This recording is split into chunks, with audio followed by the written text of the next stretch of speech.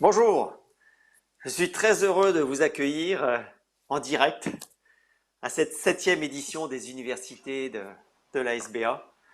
Euh, alors, c'est pas toujours simple. On est en train de s'adapter à des universités online.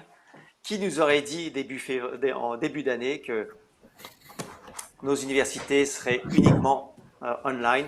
C'était pas du tout ce qu'on imaginait. Euh, mais nous sommes des gens qui avançons et qui essayons de maîtriser le numérique. Et donc, ravi de vous avoir ici avec nous. Et je pense que ça va très bien se passer. Alors, j'accueille aujourd'hui Kevin Cardona, directeur innovation de BNP Paribas. C'est bien ça? Real Estate. Oui, bonjour. Jean-Éric Fournier, Jean-Éric Fournier, directeur du développement durable de Covivio. Jean-Marc Voguier. Ah non, c'est pas Jean-Marc Voguier, c'est Com de Zèbre. Bonjour. Et Bonjour. Fabrice Renaud de Schneider Electric. Bonjour. La crise actuelle vient précipiter, on l'a vu tout à l'heure, des mutations initiées depuis au moins une décennie sur l'évolution du travail, avec l'essor du télétravail et du freelance. On parle désormais de plus de 50% de freelancers ou de travailleurs indépendants sous 5 à 10 ans, nous obligeant à repenser fondamentalement l'entreprise, qui est notamment pour qui le capital humain est un de ses capitales, mais également l'immobilier d'entreprise. Les nouvelles annonces récentes ne semblent pas aller vers une accalmie et mettent tout le secteur de l'immobilier sous pression. Alors vous qui êtes des acteurs majeurs de ce secteur, comment vous adaptez à ces mutations brutales et comment envisagez-vous l'avenir de votre profession à court terme et à moyen terme? Je sais que c'est pas simple aujourd'hui de s'adapter par rapport à ces mutations fortes. On n'aurait jamais imaginé que ça soit aussi brutal. Et écoutez, je vous écoute. Merci. Kevin, je te laisse la parole pour démarrer. Bonjour à tous. Du coup, effectivement, en fait la crise du Covid-19, comme beaucoup le savent, n'a fait les tendances ou les signaux faibles qu'on identifiait déjà depuis plusieurs années. Mais la question est l'arrivée massive et l'installation du home office dans l'équation de la façon dont on travaille change évidemment pour nous, acteurs de l'immobilier d'entreprise, la façon dont on pense le bureau. Et ça fait un moment d'ailleurs que la façon dont on s'exprime sur le sujet est de dire beyond buildings, c'est-à-dire ce n'est pas juste des mètres carrés, c'est avant tout des hommes et des femmes qui créent de la valeur pour une entreprise commune. Et, euh, et, et on est tout à fait convaincu que finalement le bureau de demain, ce ne sera pas que des mètres carrés au sein d'une adresse qui est le siège social, ce sera ce qu'on appelle maintenant un écosystème productif qui est composé de la maison, des tiers-lieux, et du siège social qui, lui, aura vocation à se transformer quasiment dans un rapport de changement d'équilibre, où aujourd'hui, historiquement, le siège social, c'était 80% d'espace de travail, dit poste de travail. Le langage est d'ailleurs un petit peu obsolète, il va falloir changer la façon dont on en parle, puisque aller au travail n'a plus trop de sens, puisque travailler, ça commence chez soi. Et donc, le poste de travail n'a plus trop de sens non plus, puisque travailler peut avoir lieu chez soi, dans le tiers-lieu ou au siège social. Et que donc, là, dans ce cadre-là, l'avenir du siège social, de l'immeuble de bureau, c'est en fait un lieu de collaboration et un lieu dans lequel on va rencontrer et collaborer avec des gens. On a tous expérimenté, on expérimente tous les jours le travail via des outils de visioconférence. C'est très bien quand on fait ce genre d'exercice, ce qu'on est en train de faire. C'est très bien quand on est dans de la discussion. C'est beaucoup plus limitant quand on est dans de la création, dans du brainstorm, dans de l'innovation ou dans de la négociation. Et là, le présentiel a un rôle fort à jouer. Donc on voit en fait très bien ce rapport de force où en fait aujourd'hui le monde du bureau, l'immeuble de bureau, c'est 80% d'espace dit de travail et 20% d'espace dit de réunion, qui en soi d'ailleurs est amusant, puisqu'on considère que la réunion n'est pas forcément du travail, et l'immeuble de bureau de demain qui sera en fait probablement quasiment l'inverse, c'est-à-dire 80% d'espace pour se réunir, mais la réunion commence à deux, et 20% d'espace de concentration et de production. Une fois qu'on a dit ça, ça change du coup le produit, puisque ça veut dire qu'on doit pouvoir se réunir un petit peu partout dans le plateau. Ça change du coup l'immeuble, puisque ça veut dire qu'on doit pouvoir amener de l'air frais, par exemple, de l'air neuf, à plus d'endroits que simplement 20% de sa surface. Ça change aussi la façon dont on pilote et dont on manage ces espaces. Et c'est là où je vais en venir, et je conclurai peut-être sur cette idée-là avant de passer la main, qui est de dire, en fait, je pense qu'il y a une opportunité immense sur les sujets sur lesquels on travaille avec la SBA et tout son écosystème depuis des années maintenant, qui était plutôt historiquement de l'ordre de l'optimisation, de la technique et de l'enjeu de mieux gérer un immeuble, de- on va dire en standalone.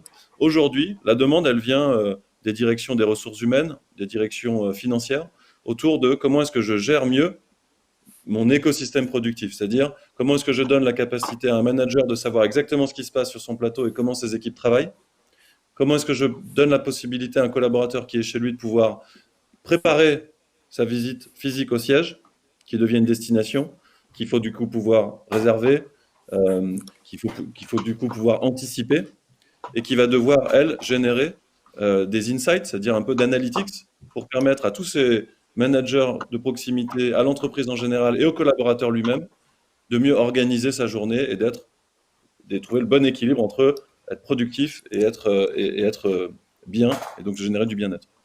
Et donc c'est ça pour moi l'équation qu'il faut résoudre aujourd'hui. Et la demande est beaucoup plus large et unanime de toutes les entreprises, qui est de dire, permettez-moi, avec des solutions plus smart, de mieux m'organiser et de permettre à mes collaborateurs d'être à la fois plus efficaces et de trouver un meilleur équilibre vie pro, vie perso. Donc c'est une super, pour moi, période, et c'est un momentum très intéressant et très excitant, je trouve, puisque tous les sujets sur lesquels on travaille depuis des années rentrent maintenant dans le cœur de la stratégie des façons dont on pense le monde du travail et l'immeuble tertiaire. Merci pour cette entrée en matière qui nous met vraiment dans le cœur du sujet. Donc, Jean-Éric, on t'écoute pour continuer. Ah, on t'entend pas. Tu as sans doute été muté. Absolument. Ah, ça y est, bon. Bonjour à tous et bonjour à tous et merci Emmanuel pour cette invitation.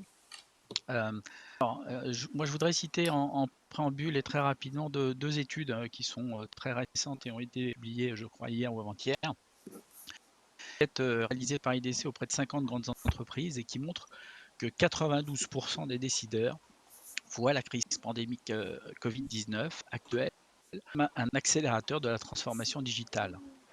Et c'est une transformation qui est rendue par la nécessité de mieux satisfaire les attentes des clients pour 83% des responsables interrogés, s'adapter aux nouvelles méthodes de travail et notamment au télétravail pour 64% d'entre eux et gagner en productivité pour 60% d'entre eux.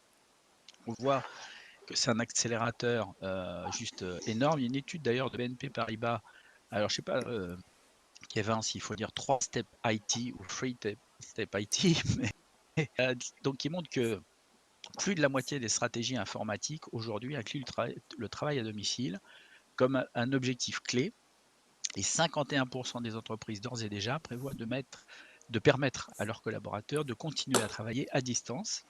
83% des entreprises ont acheté du matériel supplémentaire au cours de cette année 2020. 67% prévoient d'en acheter l'année prochaine. Alors, avec évidemment dans cette mutation, un changement des ordinateurs, et on peut imaginer que 35% des ordinateurs fixes en France vont devenir obsolètes dès l'année prochaine. Alors, ce renouvellement représente à peu près l'équivalent, c'est 56 mégatonnes, donc c'est l'équivalent de 1000 ordinateurs portables jetés chaque seconde. Donc c'est une transition à la fois qui se pose en termes de numérique, mais évidemment, pour moi qui suis directeur du développement durable de Covivio, évidemment en termes écologiques, en termes environnementaux aussi. Alors chez nous, chez Covivio, en fait, le télétravail a été mis en place dès 2017. Donc par rapport à la gestion de la pandémie, je dirais que ça s'est relativement bien passé du point de vue de l'organisation, même très bien passé du point de vue de l'organisation. En revanche, évidemment, c'était une période, dans la première période de confinement, les métiers ont été arrêtés, ce qui ne devrait pas être le cas dans la deuxième période de confinement. Et dans notre organisation, on va aller effectivement vers plus de flex, un peu à l'instar de ce que présentait avec un côté un peu moins juste au boutiste. Par rapport à ce que tu évoquais sur le freelance, Emmanuel, par exemple, on n'est pas sur des sujets de freelance interne du tout. Aujourd'hui, je dirais que c'était un sujet, alors que j'entendais en externe des conférences, etc., qui étaient pas mal posées il y a 3-4 ans. Mais aujourd'hui, je suis assez surpris par le chiffre que tu indiques sur le sujet. Alors, chez Covivio, on a 3 métiers. Euh, le bureau, le tertiaire, donc le bureau, le résidentiel, alors bureau en France, en Allemagne et en Italie, le résidentiel en Allemagne et l'hôtellerie à l'échelle européenne. Donc c'est trois métiers qui finalement aujourd'hui connaissent une convergence avec des sujets communs de services, de mobilité, de connectivité. Et pour nous, l'immeuble de demain, c'est un immeuble qui va être performant, donc avec une approche d'éco-conception très forte, flexible, favorisant la mutabilité, la flexibilité des usages, la mixité des usages, la flexibilité des espaces, serviciel, donc ça c'est un sujet très fort de service à la carte qu'on a développé, et puis les sujets de connectivité avec, comme tu l'as indiqué Emmanuel en préambule tout à l'heure, la frontière entre espace de vie privée et espace de vie professionnelle qui tend à se flouter. Covivio a d'ailleurs été le premier à obtenir le label R2S sur un de ses immeubles, et nous expérimentons aujourd'hui R2S for Grid parce que c'est un enjeu considérable en fait pour nos locataires et pas seulement en bureau, et puis le sein pour l'immeuble de demain ouvert sur le territoire. Donc tout ça impacte la conception de nos immeubles déjà depuis plusieurs années, mais aussi les services que nous offrons, filiale que nous avons créée qui s'appelle Wellio, qui rencontre un très beau succès en France et maintenant en Italie, puisque l'idée c'est de développer Wellio dans toutes nos implantations Comment sur ça toutes nos s'écrit? plateformes européennes, WE2LIO, et Ah, donc d'accord. qui offre une réponse de souplesse. Alors c'est pas du coworking chez nous, on appelle ça du pro-working, parce qu'en fait, l'entité peut avoir ses propres aménagements. Et on vient d'en lancer un à Milan qui est absolument sublime, via Dante, et qui offre une réponse, alors, soit dans une connotation qui peut ressembler à du coworking plus classique, soit le plus souvent qui s'ouvre à des locataires internes, comme étant un espace de flexibilité avec non pas un bail, mais une convention de service qui s'étale sur plusieurs mois, voire souvent on est au-delà de 1 an et demi. Et là, on vient d'en ouvrir un. On est en train d'en ouvrir un sur un immeuble qu'on appelle Gobelin, qui est dans le centre de Paris, 4500 mètres carrés, et qui ont été réservés en fait par une seule entité pour une durée de 58 mois, un client unique, très ambitieux d'ailleurs aussi sur le plan de la RSE. Voilà. Juste Ok, s'il me reste que ouais. quelques secondes, en réaction à ce qui avait été dit précédemment sur les ruptures, notamment pour l'automobile autonome et partagée. Moi, j'étais un client d'Autolib. Et en fait, des limites qu'on observe, c'est évidemment le sujet du mouvement pendulaire, c'est-à-dire le fait que les gens aient besoin des véhicules un peu tous au même moment. Donc ça, je pense que c'est un frein. Souligné aussi depuis, il y a un avant et un après Covid hein, dans ces sujets de numérique, dans ces sujets de transport aussi, avec concernant les transports doux, le recours à la bicyclette, etc. On a vu une véritable accélération et dans la demande qui nous est faite par des prospects locataires. Vraiment, la question des locaux vélos est devenue une question importante, la touche évidemment enfin, les infrastructures qui doivent les accompagner.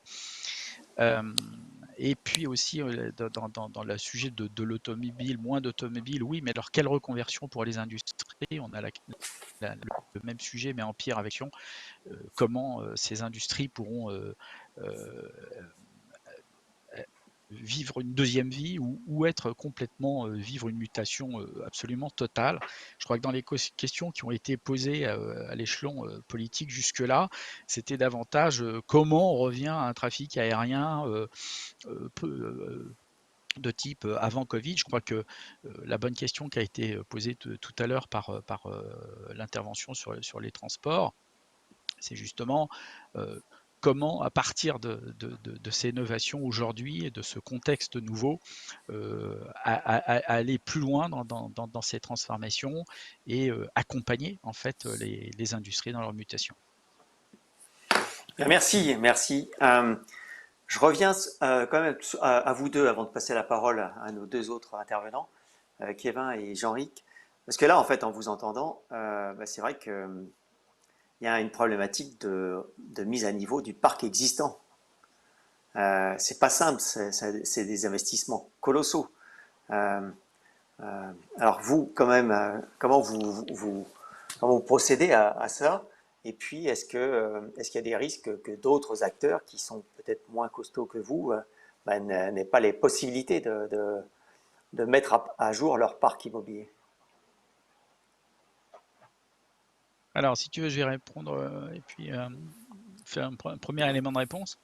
Alors, en réalité, on a souvent sur les patrimoines bureaux des immeubles qui sont déjà très flexibles, c'est-à-dire qui offrent des plateaux qui au départ sont loués nus et libres et qui se prêtent très bien à des reconversions d'aménagement. Éventuellement, les questions qu'on peut avoir si la densité d'occupation augmente trop, c'est plus les questions de circulation verticale, de sortie de secours, de choses comme ça. Mais les immeubles que nous possédons, en règle générale, s'adaptent assez bien à ces évolutions des besoins. Ensuite, D'accord. là où on pourra avoir des renforts nécessaires, c'est sur le sujet, par exemple, du renouvellement d'air, parce que plus tu augmentes le nombre de salles de réunion, plus tu augmentes les besoins en renouvellement d'air. Et j'allais dire très simplement, plus tu dégrades les consommations d'énergie, les performances énergétiques de ton immeuble. Donc, il faut être assez vigilant en ce domaine et c'est la raison pour laquelle, alors là aussi en lien avec des sujets smart, on va optimiser justement ce traitement de l'air et optimiser ce renouvellement d'air à due proportion des besoins réels, c'est-à-dire de l'occupation des salles de réunion. Très intéressant. Kevin, tu veux ajouter quelque chose? Je crois que tu es muté là. Hop, c'est Ouais, bon.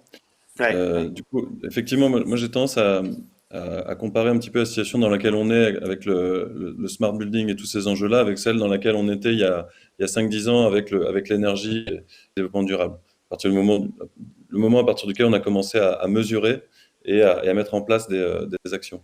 Et il y a finalement 3 échelles. Pour répondre à ta question, euh, comme pour l'énergie, avant d'arriver sur la rénovation thermique de l'immeuble et la rénovation lourde qui engage effectivement beaucoup de capitaux, il y a plein de sujets intermédiaires et de paliers sur l'usage particulièrement dans lequel on peut faire des choses sans engager de très grands capex. Et je pense qu'on est un petit peu sur le même sujet là avec l'occupation et transformer le patrimoine existant des immeubles plus communicants, serviciels et intelligents pour ses utilisateurs et ses propriétaires. Je pense qu'aussi là, il y a 3 typologies d'actions. Une première typologie d'action qui est de rendre plus conscient et communicant l'immeuble. Et ça, on le sait tous, il y a des solutions plus légères, on va dire, en termes soit d'IoT pur, c'est-à-dire on vient rajouter une solution qui nous donne de l'information sur comment l'immeuble est utilisé, et du coup on peut mettre en place de l'action pour optimiser l'usage de l'espace. Et évidemment, on peut aller jusqu'à un rétrofit lourd et massif de l'immeuble pour le faire passer dans une autre dimension et commencer à toucher à la structure, commencer à toucher effectivement à l'aérolique quand on va parler d'agilité, de densification ou en tout cas de flexibilité du plateau, il va falloir toucher à l'aérolique et ça, c'est des sujets plus lourds. Mais tout ça pour dire que je pense qu'il y a plusieurs étapes et selon la situation et selon le couple propriétaire-utilisateur, qui va dépendre du coup de chaque situation, c'est pas du tout la même chose quand on est sur une situation de propriétaire occupant que quand on est dans une situation de propriétaire et de multi-tenant, donc de plusieurs locataires. Donc en Mhm. fait, il y a autant de réponses que de situations, d'un point de vue capacité à engager des capex, d'un point de vue capacité à engager des rénovations. Mais globalement, je pense qu'il y a autant de réponses. Et il y a des réponses très simples qui engagent peu de capex, mais qui font passer un gap, un petit peu comme si je prends le parallèle du thermostat connecté dans la facture énergétique du logement. On est sur des petits capex et sur des gros gains. Eh bien, je pense que dans le space optimization, dans la façon dont on améliore la façon dont on utilise nos mètres carrés, augmenter ce que nous on appelle l'intensité d'usage, c'est-à-dire la capacité pour une entreprise de mieux utiliser ses mètres carrés. Je pense qu'il y a beaucoup de solutions et les acteurs avec qui on va discuter d'ailleurs, que ce soit Schneider ou Zèbre, en ont, mais beaucoup de solutions existent déjà pour permettre à ces immeubles d'être plus smart sans avoir à tout de suite rentrer dans des grosses rénovations. Après, nous, effectivement, on a une casquette promoteur aussi.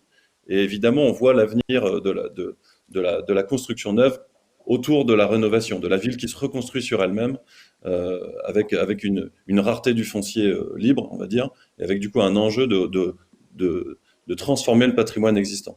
Donc en fait, il va y avoir beaucoup d'actions rapides pour améliorer le patrimoine existant sur des actions simples et peu chères, entre guillemets, en tout cas peu consommatrices de CAPEX, et évidemment des grosses restructurations qui, elles, vont prendre plus de temps. Ah bah, très intéressant. Donc, si je t'en déduis, c'est que maintenant le promoteur immobilier doit aussi se penser comme un acteur de la rénovation urbaine. Tout à fait. Je pense que l'avenir de la ville de demain, on le sait tous, c'est pas l'étalement urbain. Moi, quand j'imagine le bureau de demain, je le vois plus central que jamais, en fait, paradoxalement. Dire connecté au réseau de transport, connecté à son écosystème, qui lui donc un peu comme un hub connecté à son écosystème. Donc, Tout en à fait. gros, c'est l'ère du bureau forteresse refermé sur lui-même est finie. Place au bureau hub ou maillon d'un réseau connecté et distribué. Ouais, le mot hub est tout à fait adapté. D'ailleurs, on peut l'adapter quand on parle d'immeubles de bureaux, ça peut être également pour la même chose pour les universités, pour les écoles, pour la santé, pour tous les types de bâtiments avec des hubs et des satellites. Et c'est clair, et c'est des hubs avec d'autres bâtiments, mais des hubs également, comme on l'a vu tout à l'heure, de mobilité. Donc c'est vrai que c'est des vrais changements, mais c'est fort intéressant. Alors je passe la parole à Fabrice Renaud, Schneider Electric, parce que je pense que vous avez pas mal de choses à dire. Et vous êtes à la fois un offreur de services, mais également un gestionnaire de parc immobilier vous-même. Oui, alors tout d'abord, merci beaucoup Emmanuel de nous inviter à cette tombe qui effectivement tombe, je dirais, aujourd'hui, vu le contexte, dans l'actualité pleine et entière. Donc effectivement, Schneider Electric, nous sommes un groupe français, mais avec une représentation internationale. La France, bien que d'origine, représente aujourd'hui à peine 8% du chiffre d'affaires, mais avec près de 15% des collaborateurs. Et effectivement, notre ADN depuis toujours, c'est la proposition sur le marché de solutions, de technologies pour, notamment concernant les bâtiments, faciliter cette révolution écologique. Ça a commencé il y a quelques années, je dirais que c'est pas un mouvement récent, c'est un mouvement depuis une dizaine d'années où nous avons commencé par digitaliser l'intégralité des équipements qui étaient utilisés dans les bâtiments, équipements électriques, pour produire de la data. Et c'est cette data qui, aujourd'hui, est disponible pour pouvoir piloter et optimiser la gestion des bâtiments. Ce que l'on peut dire de notre côté, c'est que le télétravail n'est pas une révolution en soi. Le télétravail existe depuis quelques années. L'épisode Covid aujourd'hui, c'est un épisode qui amplifie la volumétrie de télétravail, mais nous sommes convaincus que le télétravail ne sera pas forcément, je dirais, un usage prépondérant demain dans le bureau. Par contre, le nomadisme, lui, sera un usage prépondérant dans le bureau. Et là, je rejoins tout ce qui a été partagé par Kevin et Jean-Éric. Effectivement, l'usage des bâtiments tertiaires demain va devoir évoluer vers un mixte principalement bureau et, je dirais, salle de réunion, vers un mixte plus salle de réunion et bureau. Et là, ce sont toutes les solutions technologiques qui ont permis la digitalisation des informations qui vont être mises à contribution pour piloter ces bâtiments avec des solutions technologiques qui étaient d'obédience technique autrefois et qui vont se fusionner avec le pilotage des usages preneurs. Donc on va avoir dans les années à venir, et pour nous cette crise est simplement un révélateur de tendance, un accélérateur de tendance, on va avoir une convergence de toute la digitalisation technique des bâtiments, la digitalisation des usages preneurs du bâtiment dans une seule et unique digitalisation pour pouvoir offrir le maximum de flexibilité, tant technique Et je rejoins effectivement la gestion des salles de réunion qui nécessite plus de flux d'air sur la salle. Donc, une mesure technologique de la teneur en CO2, une odeur. Donc, on va mélanger la technologie, la technique avec les usages. Et c'est là où le Covid est un accélérateur de cette tendance. Ce n'est en rien une rupture, c'est vraiment un accélérateur. Et on ressent aujourd'hui le besoin de nourrir cette accélération par des solutions technologiques qui sont éprouvées, qui sont installées, qui fonctionnent déjà sur un grand nombre de bâtiments, mais qui vont avoir pour vocation d'être vulgarisées et déployées de manière plus massive pour répondre à cette transformation forte que l'on va connaître. Merci. Alors, Com, est-ce que tu peux nous apporter un peu ton expertise par rapport à ce qui vient d'être dit? Si tu es en ligne. Peut-être qu'il t'est muté aussi. Oui, pardon. Voilà. Nous, en effet, chez Zèbre, nous sommes en fait éditeurs de solutions pour les services connectés aux occupants des lieux. Donc, évidemment, dans ce cadre-là de mutation dont on parle, il est évident qu'il y a des solutions intéressantes aujourd'hui pour amener de l'eau à ce moulin. Je pense que beaucoup de choses ont déjà été dites. Je rejoins Kevin quand il dit que l'on va basculer dans une ère du travail qui va quitter le building pour être multi-building dans la ville. L'approche qu'on a nous, c'est j'allais dire, d'instrumenter les services en plus du building. Ce qu'a dit du Brice permet d'instrumenter le building pour l'adapter mieux, soit en rénovation, soit pour l'existant.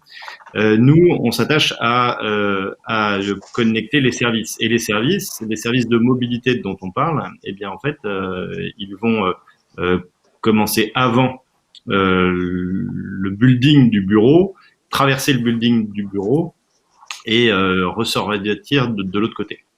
Voilà. Donc évidemment, l'approche de l'IoT et de l'IA apporte des solutions à ça, notamment tout ce qui va permettre de gérer le temps réel, puisque quand on reprend la partie de gestion des meeting rooms et des flex office, de ce qui se passe aujourd'hui, on va avoir moins de monde à un instant donné dans les bureaux, puisque les gens vont pouvoir travailler de chez eux ou de tiers-lieux. Et donc, la gestion, c'est de gérer en temps réel des populations diverses et variées qui vont arriver et consommer, j'allais dire, les espaces et les ressources mises à leur disposition. Et donc, du coup, dans ce cadre-là, il y a à la fois la planification à l'avance, mais il y a surtout sur le terrain de savoir où est-ce qu'on va maintenant. On est 2, on est 3, on cherche quelque part où se mettre. Et donc, on va aussi assister à une diversification de ces lieux. Je pense que la salle de réunion fermée telle qu'on la connaît aujourd'hui va prendre d'autres formes, sûrement beaucoup plus ouvertes dans les prochaines semaines et mois. Oui, et puis on peut parler, puisque tout à l'heure, on a parlé d'hybridation de notre société. Hybridation des bâtiments, hybridation de la mobilité, hybridation d'une manière générale. Mais là, on peut parler aussi d'hybridation des modes de collaboration et des modes de réunion. On peut très bien y avoir des réunions qui sont à la fois en mode local et en mode distanciel. Mais ça nécessite là aussi d'avoir des infrastructures, je pense que vous pouvez répondre là-dessus, qui nous permettent d'avoir cette hybridation collaborative. Mais ça nécessite d'avoir effectivement équipé les espaces avec des systèmes audio-vidéo interconnectés qui permettent justement cette interaction en temps réel. Je crois que qui veut répondre. Ouais. Vas-y. Oui, la plupart des lieux commencent quand même à l'être. Là, je rejoins aussi ce qui a été dit. Je pense que le Covid a accéléré, j'allais dire, à la fois les investissements et le déploiement de ce genre de solutions. La réunion que l'on tient aujourd'hui en est un exemple.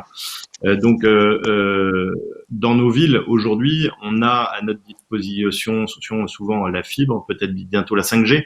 Donc, j'allais dire, les solutions techniques sont prêtes. Je pense que après ça, il y a plus une mutation des habitudes, et ça, c'est de l'organisationnel qui va petit à petit, je veux dire, s'accélérer aussi. Et je pense qu'en fait, il faut peut-être à un moment s'extraire du prisme de vue uniquement du bâtiment lui-même, puisqu'on traite de sujets qui sont encore une fois beaucoup plus vastes à l'intérieur, à l'extérieur de ce bâtiment lui-même.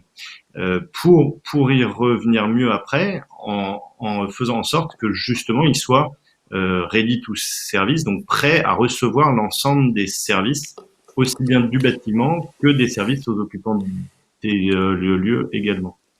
Alors il est clair, merci de parler de Ready to Service, mais c'est vrai que Kevin l'a bien dit, l'important c'est d'amener cette infrastructure numérique, de digitaliser le bâtiment, c'est fondamental. Tout à l'heure à 14 heures, on aura justement des retours d'expérience et puis des experts qui vont nous parler comment apporter cette infrastructure numérique simplement dans les bâtiments et à coût raisonnable et parfois même quasiment sans coût grâce à des nouveaux modèles économiques. Mais c'est vrai que c'est important. Peut-être, Fabrice, vous voulez commenter un peu ça, vous en tant que Schneider Electric? Alors, effectivement, le changement de ces usages, c'est ce que j'avais expliqué juste au préalable, c'est-à-dire que on a à la fois un bâtiment qui est une œuvre technologique, et on a un locataire, un usager qui a des besoins très différents de ceux du bâtiment. Et aujourd'hui, ce que l'on va devoir imaginer, et ce qu'on a commencé à imaginer, c'est la transversalité de tous ces usages, aussi bien les usages technologiques, c'est-à-dire le pilotage du bâtiment, le confort du bâtiment, l'empreinte carbone du bâtiment, l'empreinte énergétique du bâtiment. Tout ça, c'est vraiment une solution très technologique. Et les usages, je dirais, du locataire, donc c'est la gestion de ses salles de réunion, c'est le confort de ces salles de réunion, c'est le fonctionnement de tout son IT au sein de son bâtiment. Et ce qu'on s'aperçoit, ce qu'on aperçoit sur le marché et sur les solutions, c'est que peu à peu, elles se rapprochent les unes des autres pour converger et ne faire plus qu'un, ou du moins s'unifier par un espèce de fil, de colonne vertébrale qui permet de dialoguer entre tous les systèmes. Je pense notamment à un des bâtiments qui vient d'être livré et utilisé par un utilisateur. Je pense à Pernod Ricard et son nouveau siège social, The Ashland, où effectivement, aujourd'hui, les usages à la fois techniques, opérationnels et les usages d'utilisation, salle de réunion, sont mergés sur un même système. Et aujourd'hui, c'est finalement le même système qui permet aussi bien de gérer le confort que de gérer la salle de réunion. Ou du moins, ce sont des systèmes qui sont interconnectés et qui permettent ce fonctionnement. Et c'est ça la révolution de demain. C'est-à-dire que le digital va permettre de fusionner tous les outils et va permettre de répondre à tous les enjeux de flexibilité, d'usage, qui sont connus aujourd'hui à date, mais rien ne dit que dans 3 ou 4 ans, ce que l'on imagine sera toujours la même chose. Donc il faut être capable d'imaginer des solutions qui vont répondre aux besoins d'aujourd'hui. On parle du coworking, on parle du co-living, on a le nomadisme. Ce sont les usages de 2020. Il est possible que dans 4-5 ans, 2025, il y ait d'autres usages qui apparaissent. Et il faut avoir la capacité à avoir mélangé, mergé toutes ces solutions technologiques pour que demain, on puisse adresser les usages d'aujourd'hui et demain les usages de demain. Donc voilà la philosophie dans laquelle nous sommes embarqués, nous chez Schneider, depuis plusieurs années. C'est d'être capable, technologiquement parlant, de faire tomber les frontières pour pouvoir répondre aux exigences d'aujourd'hui, mais également aux exigences de demain qui ne sont pas encore connues, mais qui vont sûrement être mises en avant au fur et à mesure des crises, alors qui sont des accélérateurs, ou bien des évolutions de la société et des besoins. Et là, on l'a entendu tout à l'heure, le temps réel est fondamental. Oui. Oui, Alors, Absolument.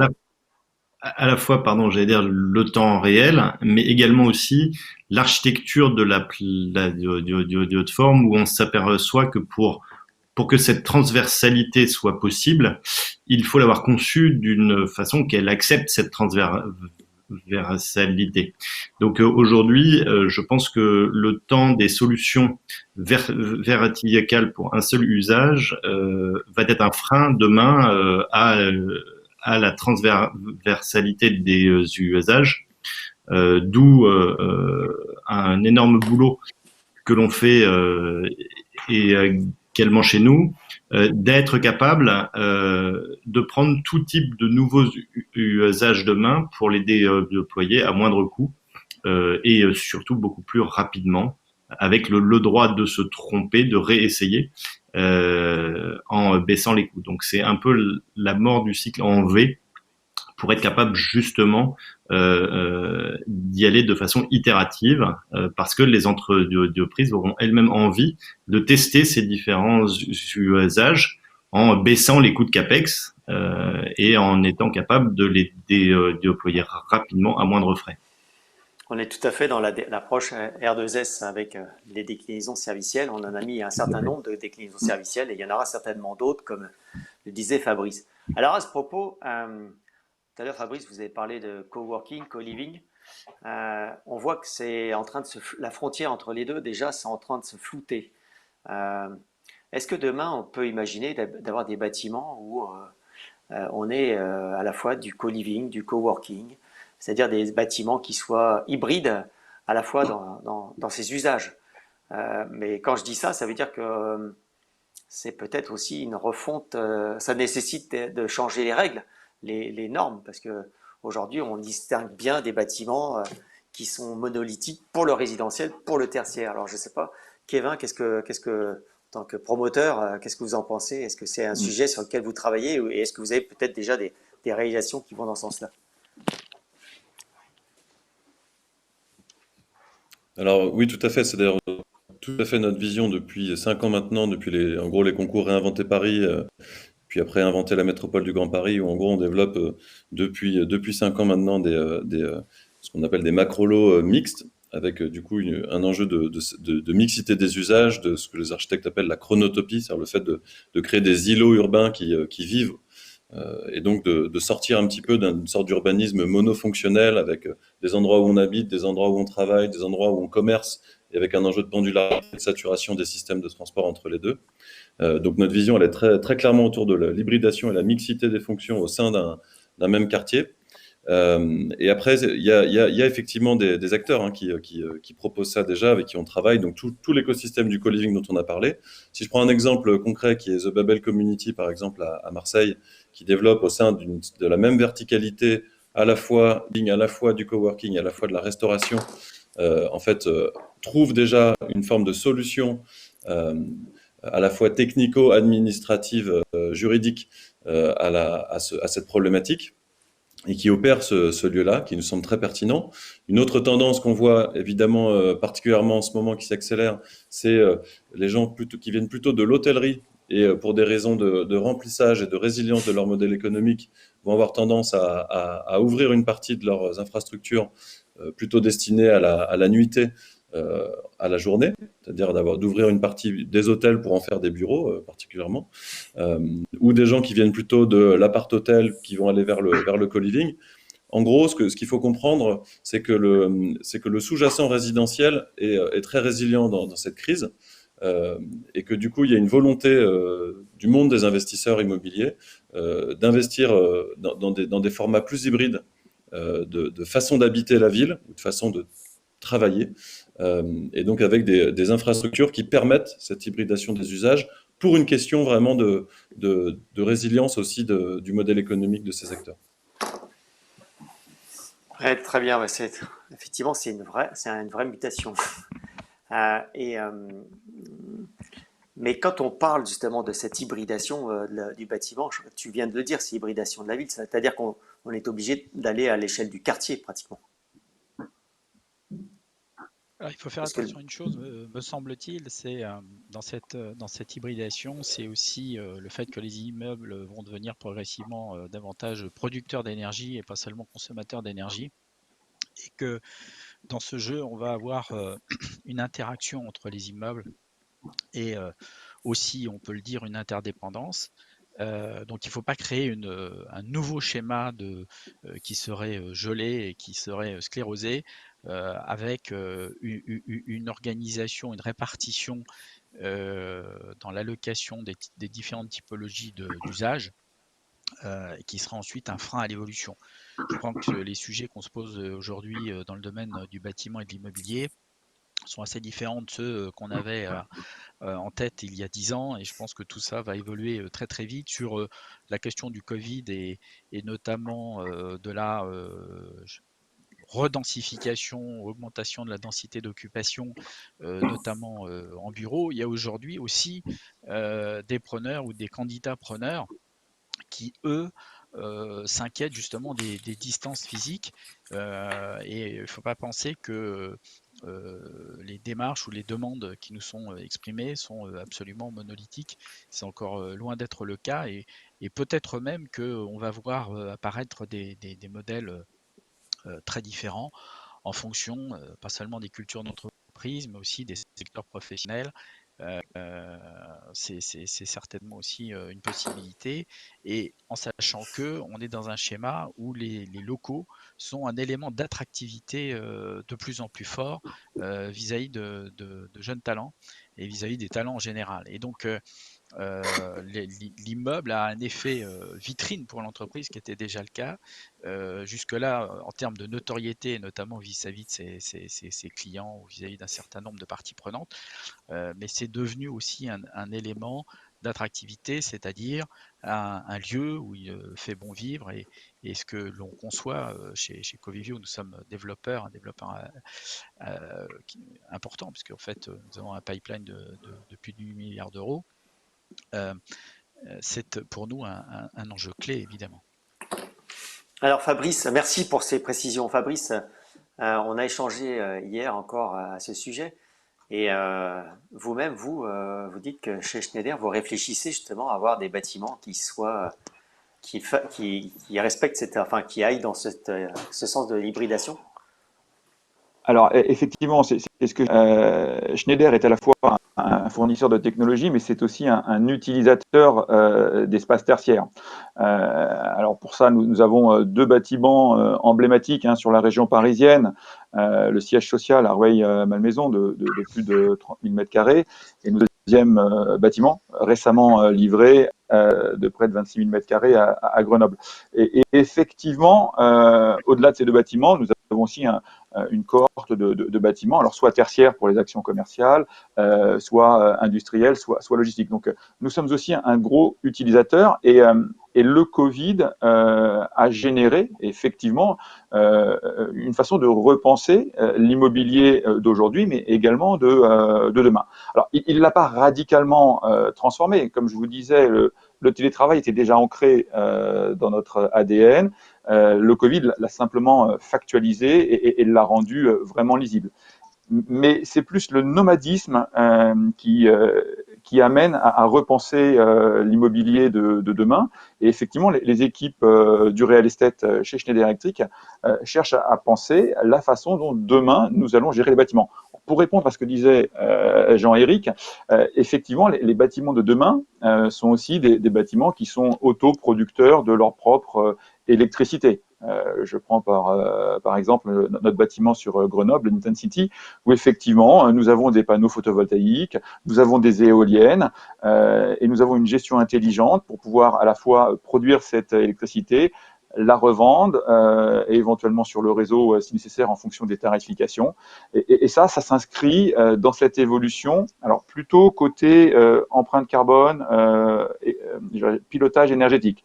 Mais nous avons la même lecture qui commence à pointer son nez sur la partie gestion des espaces, avec cette prépondérance du nomadisme par rapport, je dirais, au travail physique, cette prépondérance de la réunion.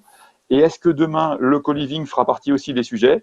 pourquoi pas? Pourquoi? Parce que nous avons des mobilités liées à ce nomadisme qui sont importantes et ce ne sont pas des mobilités forcément nationales, mais ça peut être des mobilités internationales. Et à ce moment-là, le co-living pourrait être une solution. C'est regardé, c'est pas encore acté. Je pense que nous en sommes plutôt à la, je dirais Réflexion. à la réflexion effectivement. C'est un stade qui passera sûrement par quelques expérimentations dont nous serons âprement, je dirais, gourmands, les nôtres, mais celles des autres. Et je pense que voilà, on se prépare à une évolution. Tout cela, de toute façon, va demander du pilotage. Donc c'est vraiment, on va digitaliser toutes ces informations pour pouvoir derrière les comprendre et puis les opérer de manière plus fluide demain.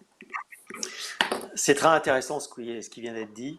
Je vais demander juste à Kevin, par exemple, de répondre à cette question, enfin, s'il peut.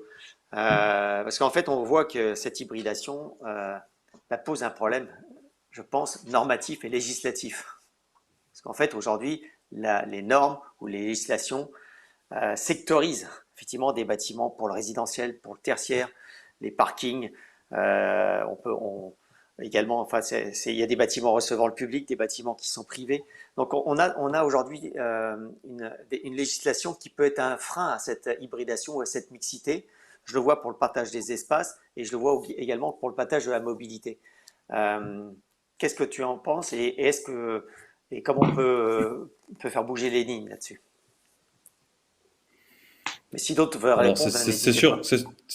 c'est sûr que la réglementation n'est pas prévue pour une grande mixité des usages. Elle prévoit des usages, on va dire, plus historiques et plus verticaux ou fonctionnels.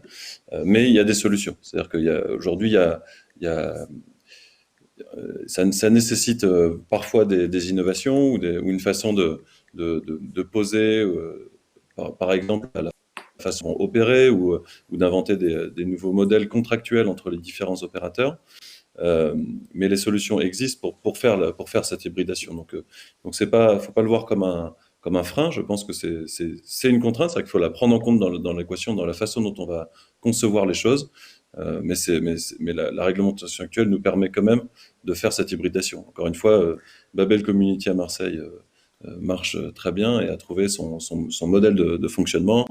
Sur d'autres modèles de fonctionnement qui vont être typiquement l'ouverture des immeubles tertiaires sur des parties servicielles, ce sur quoi on travaille typiquement dans le cadre de notre futur siège social, dans cette volonté de faire un siège social inclusif dans lequel le quartier, le public pourra rentrer, pourra venir participer et bénéficier de toute une palette de services que l'immeuble développera.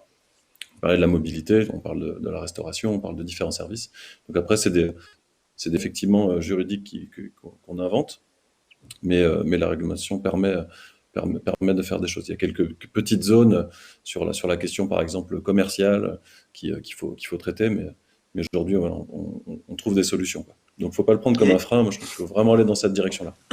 Bien sûr, bien sûr. Et les assureurs Oui. suivent aussi ou pas? Oui.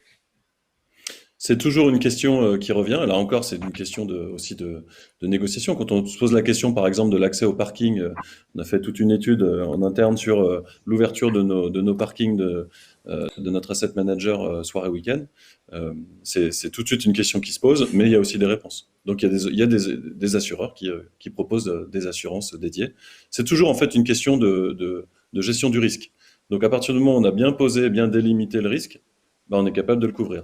Et donc après, c'est une question. Sur l'hybridation, oui, sur l'hybridation, d'abord, je pense que la réponse telle qu'elle est en train d'être imaginée par certaines chaînes hôtelières peut effectivement constituer une piste tout à fait intéressante. Au niveau des bureaux, on en a parlé. En revanche, multiplier les modes d'occupation à l'intérieur d'un immeuble, il faut être vigilant à plusieurs choses. D'abord sur des aspects purement techniques, des aspects de bon sens, je dirais aussi, parce que plus vous multipliez des activités qui souvent n'ont pas forcément les mêmes stratégies ni les mêmes vocations à se croiser toute la journée, donc on est obligé d'avoir beaucoup plus d'ascenseurs, un certain nombre d'équipements, et ça c'est des différents surfaces d'accès. Et Et évidemment, en termes d'efficacité, de rendement de plan, c'est pas très favorable. Un autre sujet, c'est évidemment la maîtrise des charges, qui est un enjeu très important aujourd'hui, et c'est pas la situation économique que nous traversons qui va réduire l'intensité de ce sujet. Donc la question, elle n'est pas seulement juridique, elle est posée en particulier au niveau des plans d'occupation des sols, mais aujourd'hui beaucoup de mairies en fait veulent aller vers plus d'hybridation.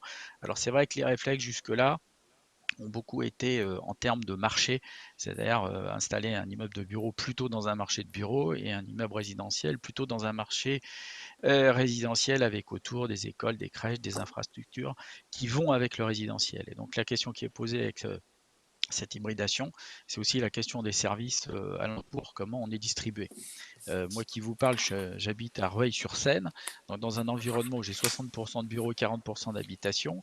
Et en fait, ce sont deux marchés côte à côte. Ce sont deux populations qui se croisent et qui ne se parlent pas. Et ce sont deux populations qui vivent leur vie chacun de leur côté. Donc si hybridation il y a, eh ben, je pense que sur des marchés comme celui-là, ça va être de trouver justement déjà des éléments de convergence dans les activités, dans les modes de vie. Merci. Alors, je vois que l'heure tourne. Moi, je vais poser une dernière question par rapport à ce qu'on vient de dire, parce qu'en fait, on voit que cette hybridation, elle ne peut pas être uniquement à l'échelle du bâtiment, elle est également à l'échelle du quartier. Mais pour que cette hybridation soit opérante, il faut une plateforme de service, ou des plateformes de service. Des plateformes de services qui permettent justement d'opérer ces services.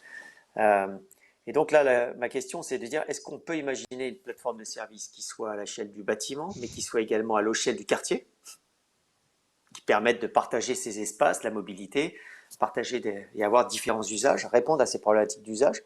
Et deuxièmement, qui va l'opérer, cette plateforme de service? Qui va opérer ces services? Parce qu'aujourd'hui, c'est bien beau, hein. On veut avoir des bâtiments flexibles, des bâtiments multi-usages, des quartiers ouverts. Mais effectivement, on met en place des systèmes informatiques, des systèmes numériques. On a parlé tout à l'heure de résilience, de cybersécurité, de protection des données.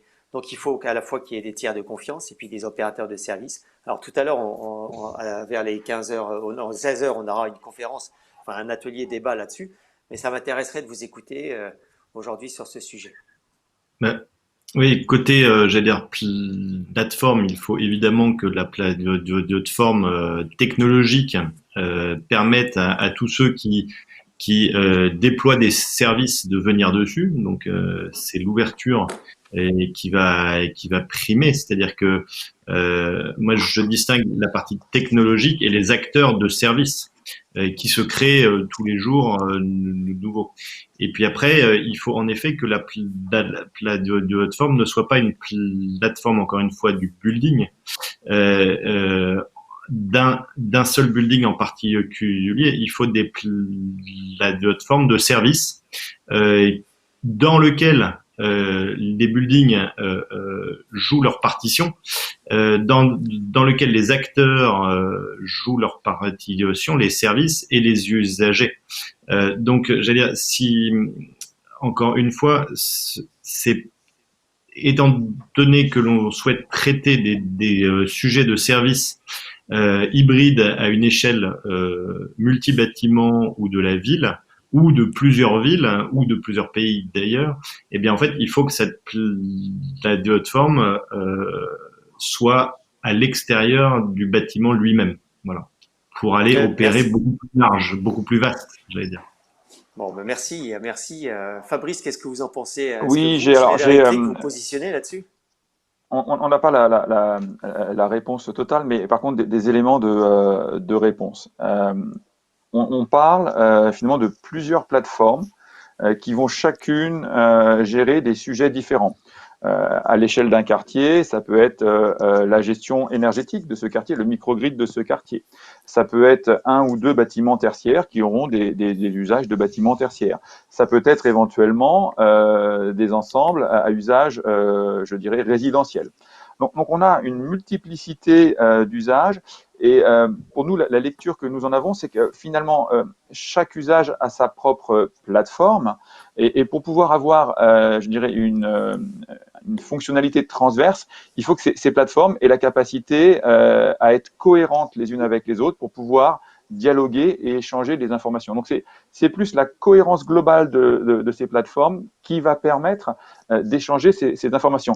Et c'est tout je dirais, la direction qui a été prise par le groupe que de créer des plateformes métiers pour chaque usage. Et finalement, le data center n'a pas la même plateforme que le bâtiment tertiaire et n'a pas la même plateforme que, je dirais, l'ensemble de résidentiel. Par contre, elles sont toutes conçues pour pouvoir dialoguer les unes avec les autres et éventuellement de capter les informations de l'une à l'autre pour pouvoir y déployer de nouveaux services.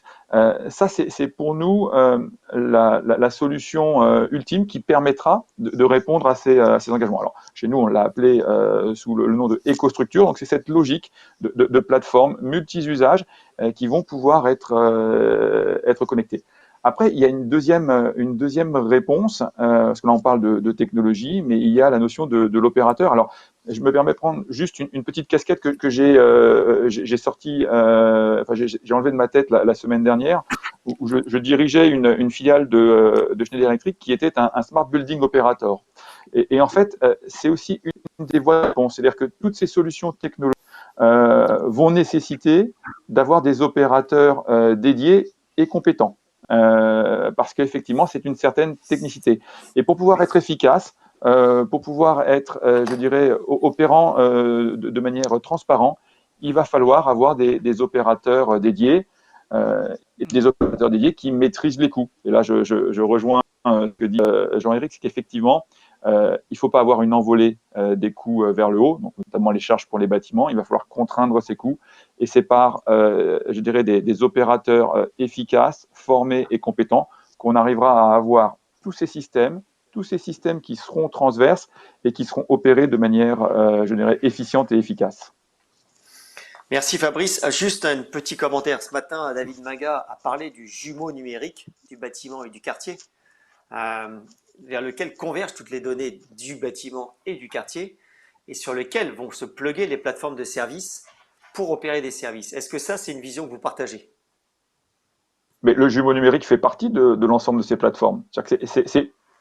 C'est une de ces sous-jacents, mais ce n'est en rien quelque chose de différent. C'est la lecture que nous en avons, effectivement. Ouais, d'accord. Mais là, il entendait jumeau numérique plutôt à l'anglo-saxonne, c'est-à-dire que ce n'est pas à la fois des données statiques, mais c'est données statiques et dynamiques, à la fois du bâtiment et de la ville, enfin du quartier. Voilà. C'est peut-être la révolution qui est à faire dans le domaine du bâtiment et de la ville, c'est celle qui a été faite il y a un peu plus de 5 ans dans le domaine de l'industrie. Finalement, ces jumeaux numériques existent dans le domaine industriel depuis plus de 5 ou 10 ans. Et il existe l'usine et son jumeau numérique qui coexistent et qui permettent effectivement d'opérer l'un et l'autre de manière plus rapide et plus efficiente. Donc je pense qu'on va suivre cette transition et cette évolution lente mais inéluctable. Jean-Éric, tu veux commenter? Oui, en fait, on est souvent interrogé sur le BIM, effectivement, parce que Covivio est un acteur assez pionnier dans ce sujet, parce que nous sommes en recours au BIM déjà depuis plusieurs années. Mais effectivement, la suite logique pour nous, c'est l'extension, l'échelle du quartier. Déjà des initiatives qui ont été prises en ce sens par certaines villes à travers le monde, et notamment Dassault Systèmes a été un des premiers à offrir des solutions qui permettent à la fois aux autorités et aux services de l'urbanisme de ces villes de mieux se projeter lorsque des nouveaux projets de développement, de construction, de promotion sont proposés. Et c'est certainement un système d'avenir aussi par rapport à tout ce qui a été dit sur le grid. La gestion des besoins en termes de ressources, notamment énergétiques.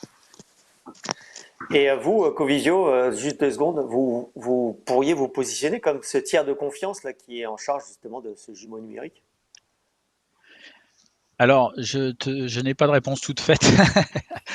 à ce moment, en fait, la question qui est posée, à mon avis, elle est diverse, hein. C'est-à-dire qu'il y a à la fois cette dimension jumeaux numériques, mais aussi administration de la plateforme, administration des services. Et si on veut rendre attractif ce type de service, en fait, il faut lui adjoindre certainement de nouvelles fonctionnalités. Par exemple, la sécurité. Alors bien sûr, la sécurité des data sera au cœur du sujet, mais la sécurité dans le quartier, par exemple, pourrait être mutualisée. On imagine que certaines entreprises ont en interne, et compte tenu de la dimension de leurs immeubles, eh bien, des personnels de gardiennage. On pourrait imaginer que une sécurité soit avec des systèmes de vidéo qui existent déjà à l'échelle de la ville, mais qui soient plus sectorisés, par exemple, et qui donnerait plus d'attractivité et plus d'envie de participer, y compris financièrement, à la mise en œuvre de ces solutions. Merci. Kevin, tu as le mot de la fin. En tout cas, témoignage qui est de dire, nous, effectivement, on a une ligne de métier qui est le property management. À ce titre-là, on opère près de 43 millions de mètres carrés de bureaux en Europe.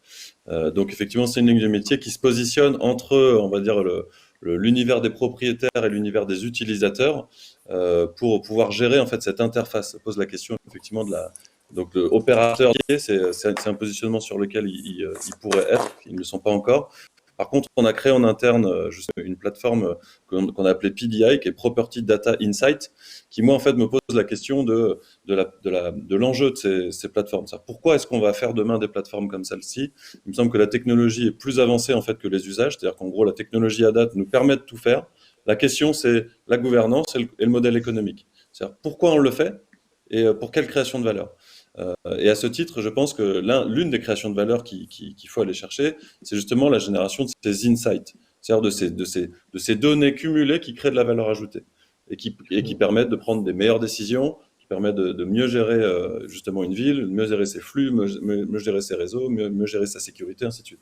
Donc la question pour moi, c'est effectivement le cas d'usage et la gouvernance. C'est-à-dire qui sera commanditaire d'un tel système et comment ça va s'opérer d'un point de vue partage de responsabilité et gouvernance sur la donnée, ainsi de suite. Donc nécessairement, ça demande à la sphère publique de monter à la fois en compétence et en maturité sur ces questions. Je n'imagine pas un quartier demain sans que la gouvernance de la donnée publique soit rendue au public. Et il y a, selon les collectivités avec lesquelles on travaille, des degrés de maturité différents. C'est pas pour rien que les applications sont justement typiquement aujourd'hui sur des territoires comme Singapour qui ont une centralisation de la décision et de la donnée. Je ne sais pas si c'est le modèle à suivre d'un point de vue politique. En tout cas, ça pose la question justement de comment orchestrer ça à l'échelle d'un quartier. Mais en tout cas, effectivement, les métiers du type property management peuvent se positionner pour être tiers de confiance entre des intérêts privés, on va dire, et des intérêts publics. Et donc là, on touche, à mon avis, dans la sphère qui est la sphère du commun, du bien commun, et ça pose un modèle très différent qu'il faut inventer. Merci, c'était le mot de la fin et je pense que tu as très bien résumé. Merci à vous 5 pour cette participation. C'était fort intéressant et à très bientôt et bonne continuation. Et n'hésitez pas à suivre encore les ateliers de cet après-midi et tout à l'heure. Merci. Merci à tous. Merci beaucoup. Bonne journée. Bonne journée.